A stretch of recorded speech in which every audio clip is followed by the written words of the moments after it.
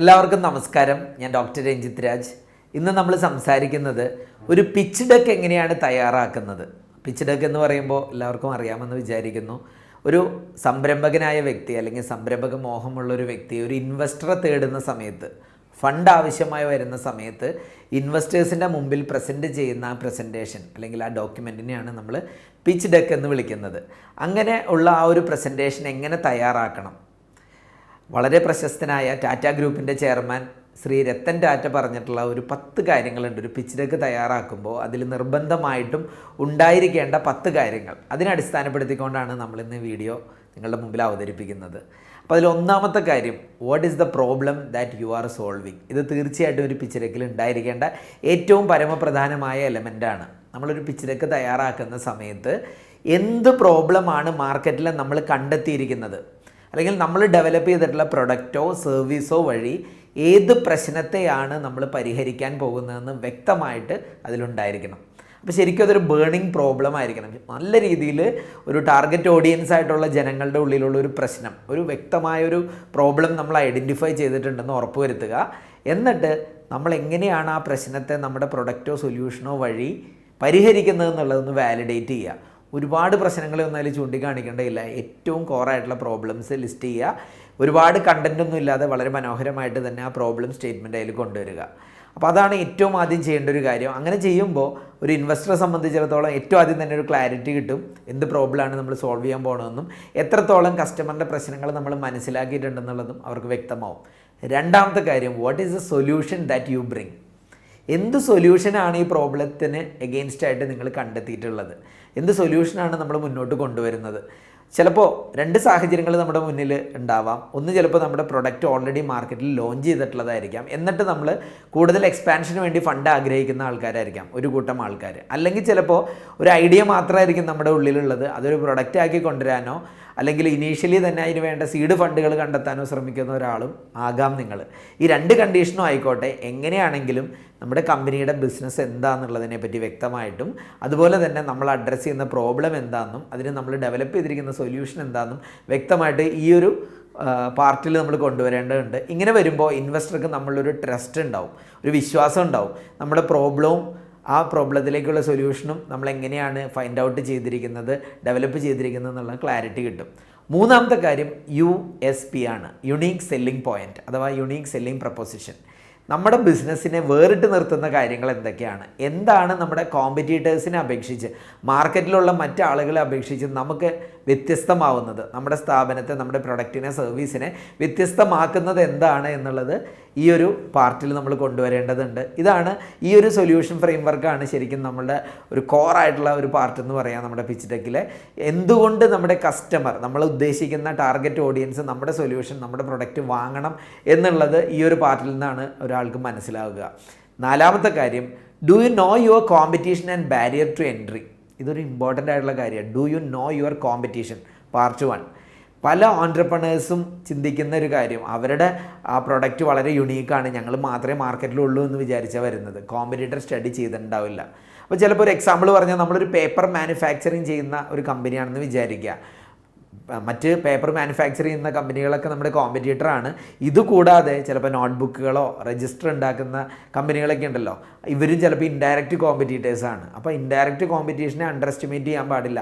എല്ലാ തരത്തിലുള്ള കോമ്പറ്റീറ്റേഴ്സിനെ നമ്മൾ പഠിച്ചിട്ടുണ്ട്, മനസ്സിലാക്കിയിട്ടുണ്ട്. അവരിൽ നിന്ന് വ്യത്യസ്തമായ എന്തൊക്കെയോ കാര്യങ്ങൾ നമ്മുടെ കയ്യിലുണ്ട് എന്നുള്ളത് വളരെ ഇമ്പോർട്ടൻ്റ് ആണ്. അതുപോലെ തന്നെ ബാരിയർ ടു എൻട്രി. എല്ലാ ഇൻവെസ്റ്റേഴ്സും തിങ്ക് ചെയ്യുന്നൊരു കാര്യമാണ്, ഞാൻ പണം ഇൻവെസ്റ്റ് ചെയ്യുന്ന കമ്പനി വേറെ ആൾക്കാർ ഉടനെ തന്നെ ആ മേഖലയിലേക്ക് വരാത്തതാണെങ്കിൽ ഈ കമ്പനിക്കുള്ള ഗ്രോത്തിൻ്റെ ചാൻസ് വളരെ ഹൈ ആണ്. അപ്പോൾ എത്രത്തോളം ബുദ്ധിമുട്ടാണ് നമ്മുടെ ആ ഒരു പർട്ടിക്കുലർ ഇൻഡസ്ട്രിയിലേക്ക് ഒരാൾ വന്ന് കയറാനെന്നുള്ളത് നമ്മൾ കണ്ടെത്തേണ്ടിയിരിക്കുന്നു. ഇതിനെയാണ് ബാരിയർ ടു എൻട്രി എന്ന് പറയുന്നത്. അപ്പോൾ ഉദാഹരണം പറഞ്ഞാൽ, ചിലപ്പോൾ ഒരു പാറ്റൻറ്റ് കിട്ടിയിട്ടുള്ള പ്രൊഡക്റ്റ് ആണെന്ന് വിചാരിക്കുക, അല്ലെങ്കിൽ പാറ്റൻറ്റ് കിട്ടിയിട്ടുള്ള പ്രോസസ്സോ ടെക്നോളജിയോ ഉണ്ടെങ്കിൽ അതിൽ ഇൻവെസ്റ്റ് ചെയ്യാനായിട്ട് ഇൻവെസ്റ്റർക്ക് താല്പര്യം ഉണ്ടാവും. കാരണം പെട്ടെന്നൊന്നും ആ IP റൈറ്റ്സുകൾ അല്ലെങ്കിൽ ഇൻ്റലക്ച്വൽ പ്രോപ്പർട്ടി റൈറ്റ്സ് എന്ന് പറയുന്ന പാറ്റൻറ്റും ട്രേഡ് മാർക്കും കോപ്പി റൈറ്റും ഒക്കെ ഒരു ഇൻവെസ്റ്റർ ഇൻവെസ്റ്ററെ സംബന്ധിച്ചിടത്തോളം അതൊരു വാല്യൂ അഡീഷനാണ്. അതുകൊണ്ട് എന്തെങ്കിലും പാറ്റൻറ്റ് ടെക്നോളജി ഒക്കെ ഉണ്ടെങ്കിൽ അതിൽ ഇൻവെസ്റ്റ് ചെയ്യാൻ ആളുകൾ കൂടുതൽ ആഗ്രഹിക്കും. അതുപോലെ വളരെ ബുദ്ധിമുട്ടേറിയ ഒരു മേഖലയാണ്, പെട്ടെന്നൊന്നും ഒരാൾക്ക് വന്ന് കോപ്പി ചെയ്യാൻ പറ്റാത്ത ബിസിനസ് ആണെങ്കിൽ അത് വളരെ താല്പര്യമായിരിക്കും ആളുകൾക്ക് ഇൻവെസ്റ്റ് ചെയ്യാനായിട്ട്. അതുകൊണ്ട് ബാരിയർ ടു എൻട്രിയും കൂടെ കൺസിഡർ ചെയ്യുക. അഞ്ചാമത്തെ കാര്യം റവന്യൂ മോഡലാണ്. റവന്യൂ മോഡൽ എങ്ങനെയാണ്, how will you earn revenue, എങ്ങനെയൊക്കെയാണ് റവന്യൂ ജനറേഷൻ നടക്കുന്നത്, പ്രൈമറി റവന്യൂ എങ്ങനെ വരുന്നു, സെക്കൻഡറി റവന്യൂ എങ്ങനെ വരുന്നു, അതായത് ഏതൊക്കെ തരത്തിൽ നമ്മളിലേക്ക് വരുമാനം വരുന്നുണ്ട്, ഒരു പ്രൊജക്റ്റഡ് വാല്യൂ ഓഫ് പ്രൊഡക്റ്റ്. അത് ചിലപ്പോൾ നമ്മളിപ്പോൾ ഒരു പുതിയതായിട്ട് ബിസിനസ് മേഖലയിലേക്ക് വരുന്ന ആളാണ്, പ്രൊഡക്റ്റ് അത്ര മാർക്കറ്റിൽ എത്തിയിട്ടില്ലെങ്കിൽ കോമ്പറ്റീറ്റേഴ്സിൻ്റെ വാല്യൂ കൽപ്പിച്ചുകൊണ്ട് നമുക്കിതിലേക്ക് കണക്ട് ചെയ്യാൻ പറ്റും. കാരണം ഈ സമാന മേഖലയിൽ നിൽക്കുന്ന ആളുകളുടെ ഗ്രോത്തൊക്കെ ഇത്ര ശതമാനമാണ്, ഇതിനെയാണ് നമ്മൾ ടാർഗറ്റ് ചെയ്യുന്നതെന്ന് കാണിച്ചുകൊണ്ട് ഒരു റവന്യൂ മോഡൽ തീർച്ചയായിട്ടും കാണിക്കേണ്ടതുണ്ട്. അപ്പോൾ ഇത് ചെയ്യുന്ന സമയത്ത് ശ്രദ്ധിക്കേണ്ട ചില കാര്യങ്ങൾ, പ്രൊജക്ഷൻ റിയലിസ്റ്റിക് ആയിരിക്കണം.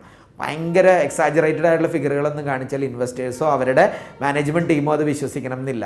പിന്നെ പലപ്പോഴും സംഭവിക്കുന്ന കാര്യം 5 ഇയർ പ്ലാനുകളാണ് പൊതുവേ തയ്യാറാക്കാറുള്ളത്. പക്ഷേ ഇന്നത്തെ ബിസിനസ് എൻവയോൺമെൻറ്റ് ഭയങ്കര ഡൈനാമിക്കായി മാറിയിരിക്കുന്നതുകൊണ്ട് 5 ഇയർ പ്ലാൻ ഉണ്ടെങ്കിലും ഒരു 1 ഇയറിൻ്റെ പ്ലാൻ കറക്റ്റായിട്ട് ഉണ്ടായിരിക്കണം. കാരണം അതിനെ ബേസ് ചെയ്തൊക്കെ ആയിരിക്കും നമുക്ക് മുന്നോട്ട് പോകാനായിട്ട് സാധിക്കുക. ഇൻവെസ്റ്റ് ചെയ്യുന്നവരും കൂടുതൽ നോക്കുന്നത് അടുത്ത 1 ഇയറിൽ ഇവർ എത്രത്തോളം റിയലിസ്റ്റിക് ആയിട്ടാണ് പ്ലാൻ സെറ്റ് ചെയ്തിരിക്കുന്നത് എന്നുള്ളതാണ്. അപ്പോൾ റവന്യൂ മോഡലിൽ കറക്റ്റായിട്ട് കസ്റ്റമർ ഇൻഫ്ലോ, മണി ഇൻഫ്ലോ ഒക്കെ എങ്ങനെയാണ് വരാൻ ഉദ്ദേശിക്കുന്നത്, എങ്ങനെ കൊണ്ടുവരാൻ ഉദ്ദേശിക്കണം എന്നുള്ള കാര്യങ്ങൾ ക്ലിയർ ആയിട്ട് കാണിക്കുക. ആറാമത്തെ കാര്യം, who is your target group, ആരാണ് നമ്മുടെ ടാർഗറ്റ് കസ്റ്റമർ. ഇവിടെയും പല സംരംഭകർക്കും തെറ്റുപറ്റാറുണ്ട്. കാരണം ഈ നാട്ടിലുള്ള എല്ലാവരും നമ്മുടെ പ്രൊഡക്റ്റ് വാങ്ങാൻ സാഹചര്യമുണ്ട്, അങ്ങനെയല്ല പറയേണ്ടത്.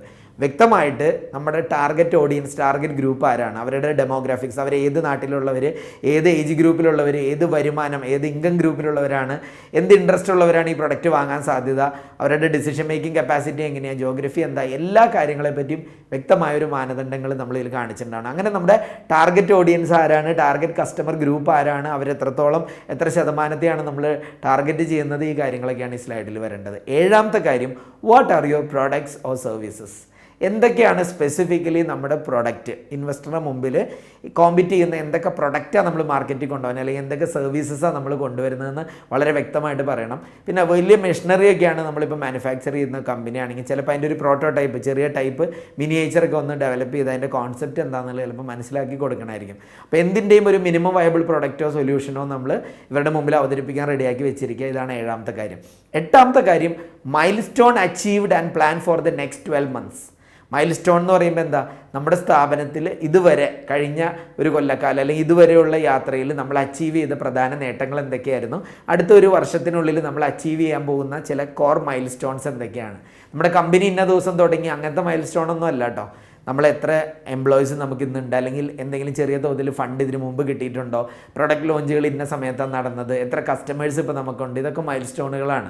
ഇനി മുന്നോട്ടും ചിലപ്പോൾ നമ്മൾ ഉദ്ദേശിക്കണേ ഇന്ന ക്വാളിറ്റിയിലുള്ള എംപ്ലോയീസിനെ ഹയർ ചെയ്യും, ഇന്ന പോലെ മാർക്കറ്റിങ്ങിന് നമ്മൾ പ്ലാൻ ചെയ്യുന്നുണ്ട്, ജോഗ്രഫിക്കൽ എക്സ്പാൻഷൻ പ്ലാൻ ചെയ്യുന്നുണ്ട്, ന്യൂ പ്രൊഡക്റ്റ് ലോഞ്ചുകൾ പ്ലാൻ ചെയ്യുന്നുണ്ട്. അപ്പോൾ ഒരു വിഷനും സ്ട്രാറ്റജിയും ഒക്കെ കറക്റ്റായിട്ട് അടുത്ത 12 monthsലേക്ക് ഉണ്ട് എന്ന് മനസ്സിലാക്കുന്നത് ഇൻവെസ്റ്റർക്ക് നമ്മുടെ എബിലിറ്റി എത്രത്തോളം ഒരു ലോങ് ടൈം വിഷനിലൊക്കെ നമ്മൾ ചിന്തിച്ചിട്ടുണ്ടെന്ന് ബോധ്യപ്പെടുത്താൻ സഹായിക്കും. ഒമ്പതാമത്തെ കാര്യം, ഫണ്ടിങ് സോ ഫാർ, ഇതുവരെ എത്രത്തോളം ഫണ്ടിങ് കിട്ടിയിട്ടുള്ളതാണ്. കാരണം ചെറിയ തോതിലാണെങ്കിലും ഫണ്ടിങ് കിട്ടിയിട്ടുള്ള കമ്പനികളിൽ ഇൻവെസ്റ്റ് ചെയ്യാനാണ് വലിയ ഇൻവെസ്റ്റേഴ്സിന് കൂടുതൽ താല്പര്യം.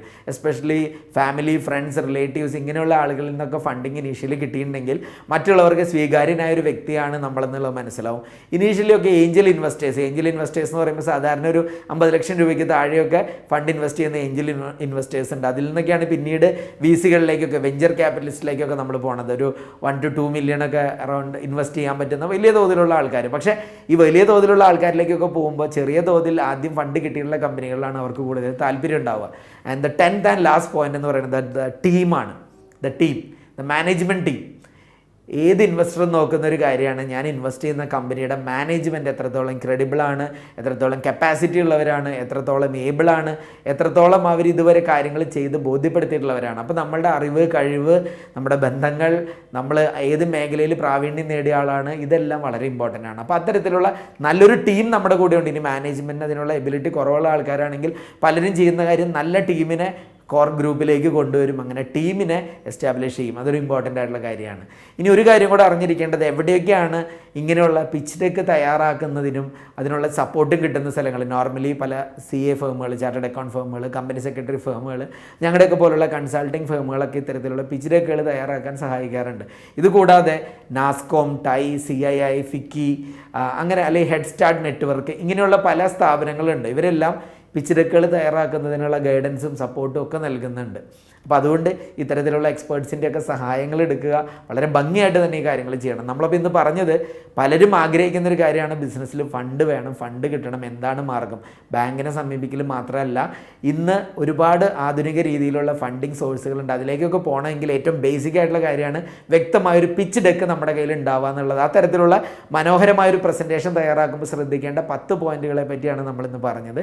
ഈ കാര്യങ്ങൾ തീർച്ചയായിട്ടും നിങ്ങളുടെ പിച്ച് ഡെക്കിൽ ഉണ്ടെന്ന് ഉറപ്പുവരുത്തുക. ഏറ്റവും ആദ്യം പറഞ്ഞ പോലെ ഒരു ബേണിംഗ് പ്രോബ്ലത്തിൽ നിന്ന് തന്നെ തുടങ്ങി അതിനുള്ള സൊല്യൂഷൻ നമ്മൾ ഐഡൻറ്റിഫൈ ചെയ്ത് എന്ത് യുണീക്ക്നെസ് ആണ് നമ്മുടെ ബിസിനസ്സിലുള്ളത് എന്നുള്ളത് വ്യക്തമായി മനസ്സിലാക്കി നമ്മുടെ പ്രൊഡക്റ്റും സർവീസസും എന്തൊക്കെയാണെന്നുള്ളത് ആളുകളുടെ മുമ്പിലേക്ക് അവതരിപ്പിക്കണം. റവന്യൂ മോഡൽ എന്താണെന്നുള്ളതും അടുത്തൊരു വർഷത്തെ നമ്മുടെ ഒരു ഫിനാൻഷ്യൽ പ്ലാന് അല്ലെങ്കിൽ അതിൻ്റെ ഒരു മോഡൽ എന്താണ്, പിന്നെ നമുക്ക് മൈൽ സ്റ്റോൺസ് ഇതുവരെ അച്ചീവ് ചെയ്തതും പ്ലാൻ ചെയ്യുന്നതും, നമ്മുടെ ടീമിനെ പറ്റിയുള്ള കാര്യവും ഇതുവരെ ലഭിച്ച ഫണ്ടിനെ പറ്റിയുള്ള വിവരങ്ങളും ഇതെല്ലാം പിച്ച് ഡെക്കിൽ ഉണ്ടെന്നുള്ളത് ഉറപ്പുവരുത്തുക. മനോഹരമായൊരു പിച്ച് ഡെക്ക് തയ്യാറാക്കാൻ നിങ്ങൾക്ക് സാധിക്കട്ടെ. All the best.